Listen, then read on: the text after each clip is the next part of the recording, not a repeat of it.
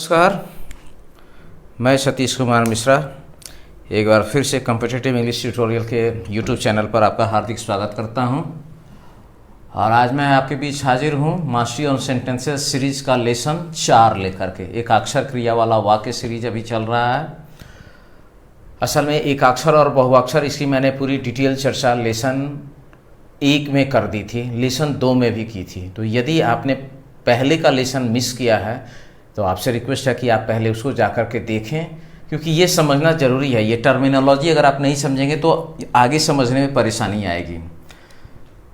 तो ये 10 वीडियो की जो कुल सीरीज है उसमें ये चौथा लेसन है।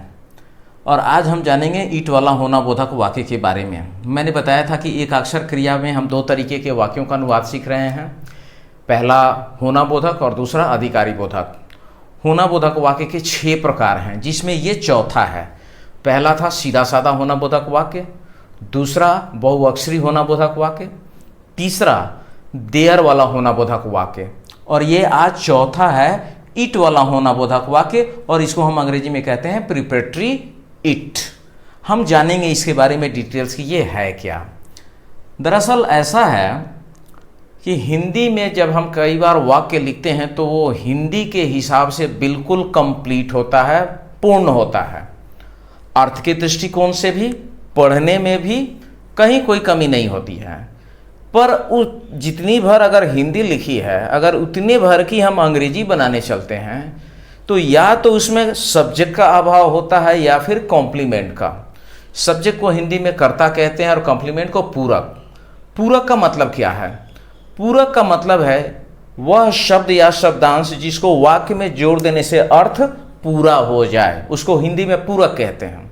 अंग्रेजी में इसी को कॉम्प्लीमेंट कहते हैं, यानी वर्ड या ग्रुप ऑफ वर्ड जिसको सेंटेंस में ऐड करने से मीनिंग कंप्लीट हो, that is called complement. Hindi में वाक्य पूरा होता है, लेकिन जब हम ट्रांसलेशन बनाते हैं तो उसमें या तो सब्जेक्ट घट जाता है या कॉम्प्लीमेंट घट जाता है। मैं इसको आपको एक एग्जाम्पल के माध्यम से समझाता हूं। अभी तो पहले समझाऊंगा, बाद में जो ये उसका एग्जाम्पल्स है इसको हम लोग सॉल्यूशन देंगे, तो वहां पर ये बात समझ में आएगी क्लियर तरीके से। हम इसको यहां पर उसको सॉल्यूशन देंगे। मैं आपको यहां पर बता रहा हूं कि ये है क्या। जैसे आप देखिए, हिंदी में कोई कोई वाक्य हम लिखते हैं, जैसे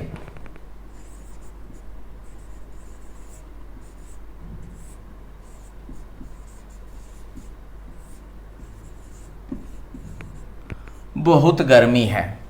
अब ये वाक्य आप देख रहे हैं, बहुत गर्मी है, ये हिंदी में तो बिल्कुल पूरा है, कहीं कोई दिक्कत नहीं है, ना सब्जेक्ट का अभाव है ना कॉम्प्लीमेंट का अभाव है। ये वाक्य अर्थ की दृष्टिकोण से हिंदी में बिल्कुल पूर्ण है।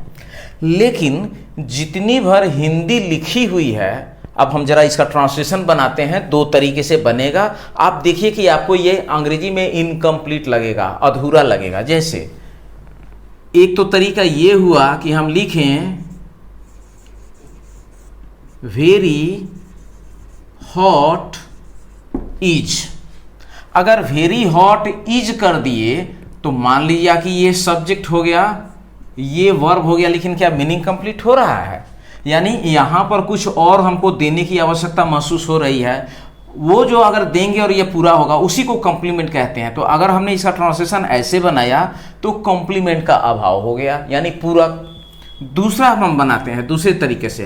अगर हम बनाएं इज वेरी हॉट, तो ये वर्ब हो गया और ये कॉम्प्लीमेंट हो गया, मान लीजिए। तो फिर क्या घट रहा है? सब्जेक्ट घट रहा है इसमें। यानी बहुत गर्मी है, जितनी भर लिखी है, ये वाक्य हिंदी में तो पूरा है, लेकिन जब हम इसका ट्रांसलेशन करेंगे अंग्रेजी में तो अगर लिखते हैं वेरी हॉट इज तो कॉम्प्लीमेंट नहीं है। अगर लिखते हैं इज वेरी हॉट तो यहां सब्जेक्ट नहीं है। ये दोनों ही तरीके से इनकम्प्लीट है। इसी तरीके के वाक्यों की अंग्रेजी जब हमको बनाना पड़ता है, हिंदी को अंग्रेजी में ट्रांसलेट करना पड़ता है, तो ऐसे स्थिति में हम सब्जेक्ट की जगह पर अपनी तरफ से इट लगाते हैं। हम सब्जेक्ट की जगह अपनी तरफ से इट लगाते हैं। और वो सब्जेक्ट का काम हमारा ईट करता है। तो यानी इसका ट्रांसलेशन बनेगा इट इज वेरी हॉट। अब ये ट्रांसलेशन कंप्लीट हो गया। तो चूंकि इस वाक्य का प्रारंभ, इस वाक्य को प्रिपेयर करने के लिए हमने इट यहां पर लगाया सब्जेक्ट की जगह पर अपनी तरफ से, जो यही कहलाता है प्रिपरेटरी इट। अब यहां सब्जेक्ट का काम ये इट करेगा और ये बाकी चीज जो है उसकी ट्रांसलेशन यहां कंप्लीट हो गई। अब ये वाक्य अंग्रेजी में बिल्कुल दुरुस्त हो गया, यहां पर कहीं कोई अभाव नहीं है। It is very hot.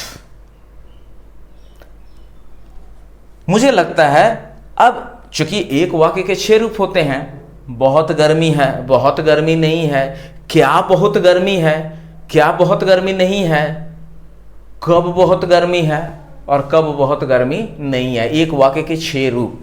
तो अब इसकी जगह सब्जेक्ट की जगह हमने सब्जेक्ट इट मिल गया और यहां वर्ब हो गया, बाकी कॉम्प्लीमेंट के रूप में आ गया और हमारा सेंटेंस भी कंप्लीट हो गया। इसी चीज को अब हम समझेंगे वाक्य में ट्रांसलेशन के माध्यम से, और आप देख लीजिए इसमें इसका क्या फर्क पड़ता है। यहां पर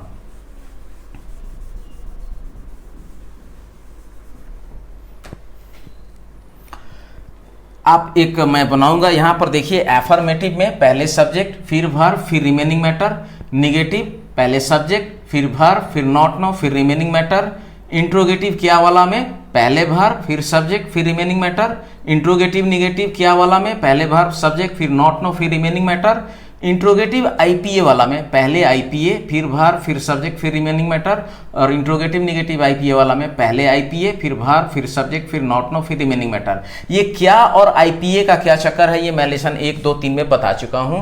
आप वहां जाएंगे तो आपको पूरा क्लियर हो जाएगा उस चीज में। अब मैं यहां जितनी भर लिखी है इतने की ट्रांसलेशन आपको बना रहा हूं। एक वाक्य है शाम हो गई है, इसको 6 तरीके से हमने कन्वर्ट किया। शाम नहीं हो गई है, नेगेटिव हो गया। क्या शाम हो गई है, इंट्रोगेटिव क्या वाला हो गया। क्या शाम नहीं हो गई है, तो ये इंट्रोगेटिव निगेटिव हो गया। कैसे शाम हो गई है, ये आईपीए वाला इंट्रोगेटिव हुआ, और कैसे शाम नहीं हो गई है ये आईपीए वाला इंट्रोगेटिव निगेटिव होगा। तो इसमें क्या वर्ड ऑर्डर होगा उसका स्ट्रक्चर वहां लिखा हुआ है, तो आप उसका एक स्क्रीनशॉट ले लीजिए। अब मैं देखिए शाम हो गई है, तो पता है कि सब्जेक्ट की जगह हमें इट लगाना है। It is evening. अब इसका नेगेटिव बना शाम नहीं हो गई है, तो पहले सब्जेक्ट की अंग्रेजी उसकी जगह हम इट लिखेंगे, फिर वर्ब फिर नॉट नो, तो यहां नॉट लगेगा, पंचरत्न की क्रिया है। It is not evening. क्या शाम हो गई है, ट्रांसलेशन बनेगा पहले वर्ब की अंग्रेजी, चूंकि क्या वाला इंट्रोगेटिव है तो पहले वर्ब की अंग्रेजी, फिर सब्जेक्ट की जगह आ जाएगा इट। Is it